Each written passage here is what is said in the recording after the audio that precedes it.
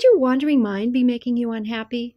Yes, says Dr. Dan Siegel. And not only that, it could be affecting your health.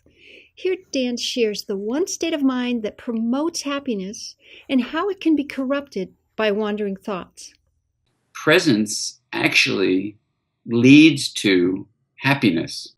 And so when they do a path analysis of the correlation of you being happy and you being present, they were able to determine that it's very clear. It isn't just that you're happy, so you're present. It's that you're present and that makes you happy.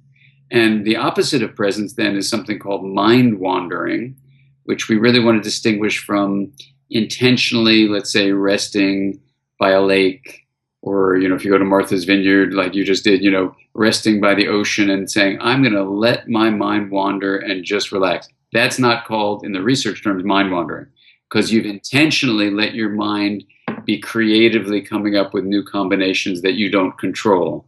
That's not called mind wandering. We should come up with a different name for that. Let's call that mind freeing or something like that. But whether you're mind wandering, thinking about things that distract you from what you're doing that are negative, or even if your mind wandering is onto positive things, both of those lead to unhappiness and are associated with lower levels of telomerase. So it's a really amazing finding just in the last couple of years to explore what it means to be present. And because that's a mind, process, that is, it's your subjective experience in consciousness of having attention stream energy and information flow into awareness. That's what presence is.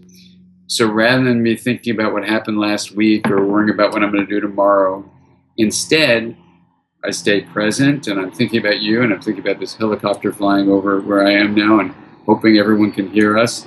And I stay present with that, whatever happens. So I'm still knowing I'm here. I'm still aware of the helicopter. It's getting distant. So I'm relaxing and I'm aware of my physiology. All that would count as presence. If I were talking to you in my mind, I'd be going, God, I've got to go shopping. I've got to make dinner. My wife just took off, and she won't be here tonight. So I'll probably have to just cook for myself. What am I, if I start doing that, which I'm not doing, I'm doing it as an example, that would be mind wandering. Even if I said, oh, what a great movie I'm going to go to tonight, I wouldn't be aware of what's happening as it's happening, which is probably the simplest way of defining being present. Now, mindfulness is not synonymous with presence, and exploring the difference between those two would be an interesting exercise and probably educational and useful from a clinical point of view and how you apply this in your everyday life. But anyway, that's the idea of presence as one component of mindfulness. As Dan mentioned, presence is only one component of mindfulness.